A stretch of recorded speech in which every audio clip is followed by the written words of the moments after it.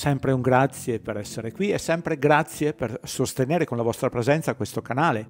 Un fiume di suggerimenti per le vostre libere ricerche, a dispetto di chi sa solo intralciarle con argomenti obsoleti. Titolo: Ellissoide e acqua in salita dai poli all'equatore, grazie alla gravità.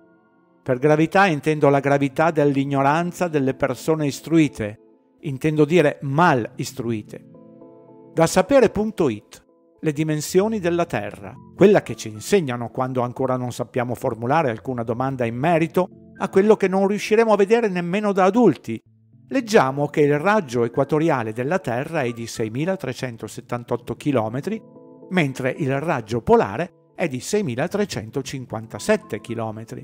La differenza è di soli 21 km, un'inezia se paragonati agli oltre 6.300 e passa chilometri del raggio.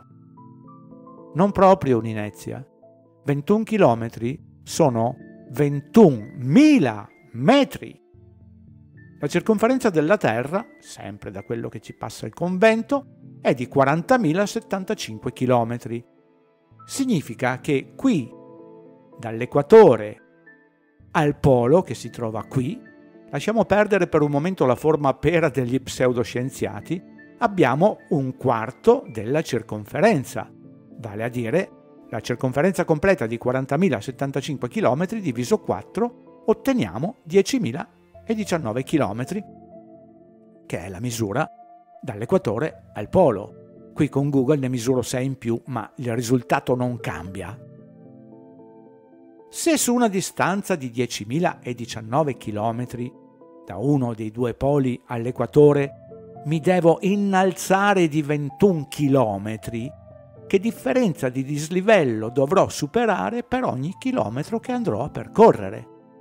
Guarda, vedi, secondo i calcoli della pseudoscienza, 21 km diviso 10.019 km dovrei superare un dislivello di ben 2 metri per ogni chilometro.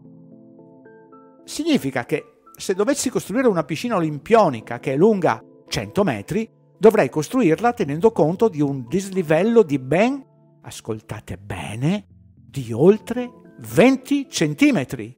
Il risultato sarebbe una cascata, non una piscina a livello. E non crederete che i costruttori di piscine le costruiscono tenendo conto di questo dislivello in base alla direzione della piscina, o la costruiscono perfettamente in bolla al millimetro. La costruiscono sempre con una tolleranza di più o meno 1,5 millimetri, per qualsiasi piscina a sfioro. Per conoscenza, durante la costruzione di qualsiasi piscina olimpionica lunga 100 metri, secondo la presunta curvatura della Terra, si dovrebbe tener conto di una differenza di 8 mm sulla lunghezza. Ma con soli 3 mm di differenza qualsiasi piscina sfiorerebbe solo nel punto più basso.